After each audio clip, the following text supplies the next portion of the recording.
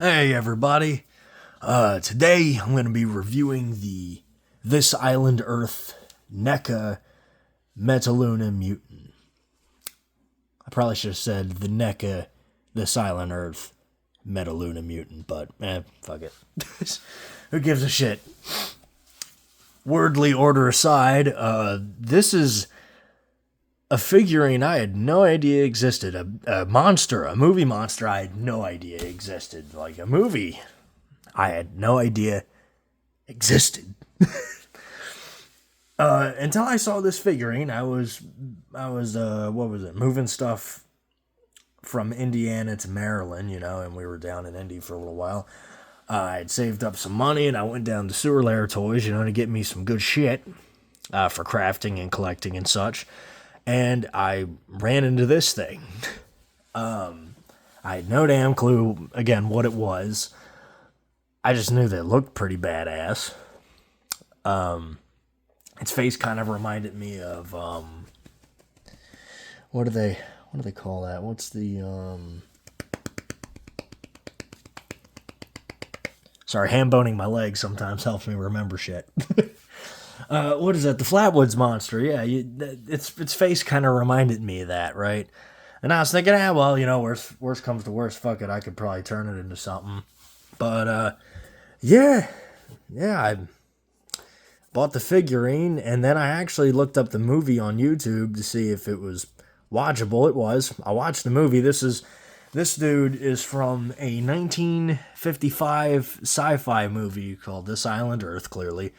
And the plot of it is about these aliens, pretty much coming to Earth to seek out help from these scientists, because their planet is pretty much being under constant attack from this other alien race, which we never see. I guess the enemy race is always firing meteorites at them, and it's just destroying the planet. This dude probably appears in the movie for like a whole, God, I don't know, like a tiny amount of time. Like really, feels like a cameo more than anything. Like it plays such a minute part in the film. And it's like, what was it? The creature is injured right off the bat. Its first appearance in the film. You got the main characters, including the aliens in the movie, who look like humans just with some big ass foreheads. Like we're talking like Beavis and Butthead, like Coneheads type foreheads. Like you could, forget writing like tic-tac-toe on that forehead. You could do like a whole math seminar. You know what I'm saying? Like you could write like a whole damn math class on that thing. It's worth of work. But yeah, anyways, yeah, you got this absolutely beautiful artwork here. That's really what caught my eye, was just this amazing this amazing box art. Freaking turning into a chicken hair. But what was it? Yeah, this absolutely amazing box art. I mean, God, look at the detail on that. Absolutely stunning. Yeah, the supreme excitement of our time. But sure as shit not ours. Yeah, I mean, what can I say about the film? It was, it's a 1950s movie, Like, most of them are boring, let's be honest here. But looking at it from the perspective of somebody back then, the film had some actually really, really impressive effects. Like, actually, genuinely impressive effects. I was impressed by them. To the point to where it almost felt like a movie from the 70s trying to pay homage to a 50s movie, you know what I'm saying? Like, I don't know, the effects were honestly fucking phenomenal for the time. Like, I was really impressed by that. But yeah, I mean, that's really all I can say about the film, I guess I didn't finish what part this dude plays in it. Essentially, these creatures, these Metaluna mutants, I guess they work as like, they're either slave labor or like guard dogs, pretty much. Like they're insect-like, apparently. They're described as being similar to Earth's insects. in biology, except for like their bipeds. So. But yeah, they yeah, I guess they were just described as being very insect-like. Obviously, they have higher intelligence. I mean, see the twin melons on his head, thinking melons there. And that's more or less it. Just, them being used for menial labor and doing guard work and all that kind of stuff. Usually I would just cut to this dude being cut out, but I don't know, I figured I could yap while it's going on. But what the hell, I'll cut real quick. Alrighty, got him out of the box, and I must say, it's definitely a cool design. Like, the pants are a little off-putting when you look at the rest of the creature. But apparently there's a good reason for that. They were originally going to go with, like, a more insectoid-type look with the legs. But then, I guess due to budget constraints, and lack of time, they just said, fuck it, throw some pants on them. And they called it a day. Which, I mean, I guess makes sense, because if these things were created by, a race to do work and such, I imagine, and by, like, aliens that are more or less just human beings, I imagine, yeah, they don't want them walking around with their insect junk hanging out. Whether or not they had, like, like, proper insectoid parts, or if it's just, for the sake of being visually easier to look at. I don't really know the reasoning. It's just, I don't know, they threw pants on them. Fuck it. Ran out of budget, just throw some pants on the monster. Fuck it, why not? But yeah, looking at it, honestly, it's a very cool looking creature, I must say. And has apparently inspired a shitload of different monster and character designs, which I could see why. I mean, look at the detail on the brain. Although, when you think about it, like, making a creature that's essentially like a work slave have this giant exposed brain does not seem like a good idea. I mean, like, I feel like you'd lose a lot of these just with work accidents alone, like a rock falls, lands in his gray matter, it's just pretty much going to put him out of commission, And I imagine they don't have health insurance, they're slaves. Shit. But, yeah, I mean, I guess a guard dog makes a little more sense. They got these wicked-ass claws on them, which in the movie, I remember the alien guy who was with the main characters pretty much told them he could handle it, or that he would listen to his command, more or less. And as it's stumbling towards them, because this creature is injured to begin with, he's telling it, like, get back, all that kind of shit. And it does listen for a little bit, but then as he's backing away, the thing lunges forward and shanks him with his claws. Shanks him with its claws. There we go. Yeah, the alien guy don't have claws. But yeah, and he limps away, and that was roughly at the point where they got into, like, these pods, right? With the alien steering the ship, I believe. Either that or maybe he was in a pod. It's been a little bit. And the mutant here had pretty much gone after them, and the alien guy said, it's the pressure and the gravity from, traveling through space will kill it. And of course, as they go through space, yeah, it definitely crushes it to the ground, but it doesn't end up killing it, as when they first come out. Oh, wait, you see a little bit of plastic there. It's kind of messy. Yeah, that's fine. I'm not going to be nitpicky about that. But what was it? As they come out of the vessel, the capsules that hold them, the mutant is actually not dead.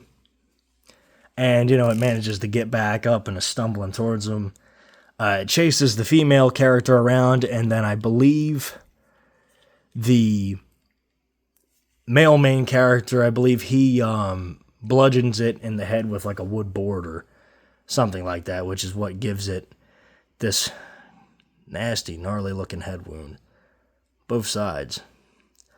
I gotta say, I give NECA credit for not just painting it that blood red color, like they actually sculpt the flesh. Which is interesting that these things have red blood. But, I think I've seen red-blooded insects before. Yeah. Not too common, but I've seen it. But yeah, God, man. The face, the facial design is just really something. I'm not sure how these things would eat. I know in the movie, these little flaps here kind of opened up, but not much. Almost like how you open, like, blinds on a curtain, like them. But, yeah, there wasn't much movement other than that. But yeah, God, it is a really cool design. Man. I could see why it definitely inspired so many different things. And I wonder if this design was partially inspired by War of the Worlds. Because the Martians from that movie, or from the book, were pretty much just this, but with tentacles and a beak. Like, they didn't have the humanoid shape, so that's interesting. I wonder if that had anything to do with the inspiration there. But either way, yeah, I mean, it's really cool, just the look of it. I'm not exactly sure what use I would have for this creature. In, what was it, like a stop motion story, but what the hell, I'd find something. But yeah, as you can see, excellent torso movement. I mean, that's really good stuff right there. Get him in all sorts of poses and such. His arms have a double hinge, I believe you call it, so that you could kind of get in like some really unique poses here. That each claw moves. Kind of reminds me of that custom scorpion I did a little while ago. Man. Yeah, it's definitely cool. Also, another thing, yeah, you think your slave race should have hands, if you got them doing, like, particularly important tasks, like move this to here and that to there. But I guess, like, I don't know, if they're just doing basic shit, like moving around heavy cargo and such, I guess, like, these pincers could do the trick. I don't know. Like, to me, I feel like hands definitely would help them out a lot more than these. But, I mean, if they're guard dogs, then yeah, I could see this working out pretty well. I mean, it sure shit worked on the main alien character guy. Yeah. I mean, overall, it wasn't a bad film. Just boring for the most. For, like, maybe the first, like, 30 minutes or so. And then when they got to the planet itself, it really spiced up a bit. Legs could pivot like that, which... shit don't look comfortable whatsoever. Got like some sort of symbol. I believe it's obviously it's a symbol of the alien race, but I don't remember what significance it had in the film. You got this rigid kind of almost veiny look. It's very cool. You got like the leftovers of a carapace. Reminds me a lot of a beetle. Maybe this thing's ancestors could fly back in the day before they were bred to be more like this. Which makes me question on the speculative evolution part of things. Like, what would this thing's ancestor look like? Would it be like a simian crab beetle type creature? I mean, that'd be pretty neat. Let's get this popped off here if I can. Make sure. Oh, yep, there we go. You gotta love NECA for, like, the quality of the plastic and stuff on their figurines, I'll never bitch about their plastic quality, It's nice and sturdy. Like, you don't feel afraid to, like, move this thing too much. You look like... have them bugging out and shit. You ain't gotta worry about it. Honestly, yeah, like, even the vein detail on his arms. Because, like, this is actually organically part of the creature. As for, like, I think the pants are the only thing that's, like, meant to be synthetic on them. Yeah, God, that is just a cool-looking beast. I don't know, maybe, like, if I did, like, stuff with Barsoom, after I made some Barsoom creatures for stop motion, maybe I could just throw this guy in the crowd, who'd care? He actually, honestly... he actually fits well with the Barsoom cast. Like, I could see this dude in, like, a crowd of plant men, either fighting with them or up against one of them. God, that'd be pretty cool.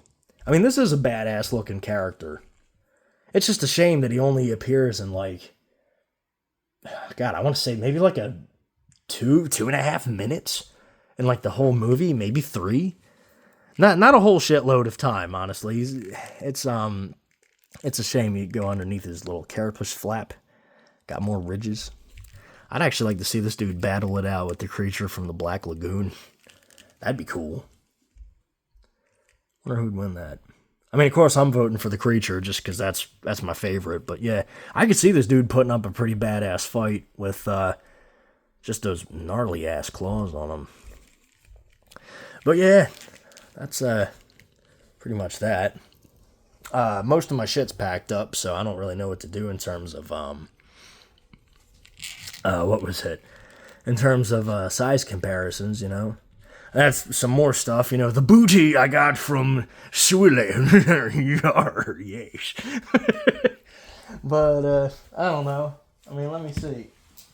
Speaking of creature from the Black Lagoon, this ought to give you some scale. I got this fella here, because I got 2 others of these, but I want to, like, combine them in a custom, so. Yeah, we got the, I want to say, Jada Toys. Gillman. So, being a NECA, he's quite a bit larger. Yeah, God, I wish I had more to scale. And then we got this badass fella right here, which I cannot wait to review. The G.I. Joe, Snake Eyes, and Polar Bear. I got an amazing deal on this thing, too.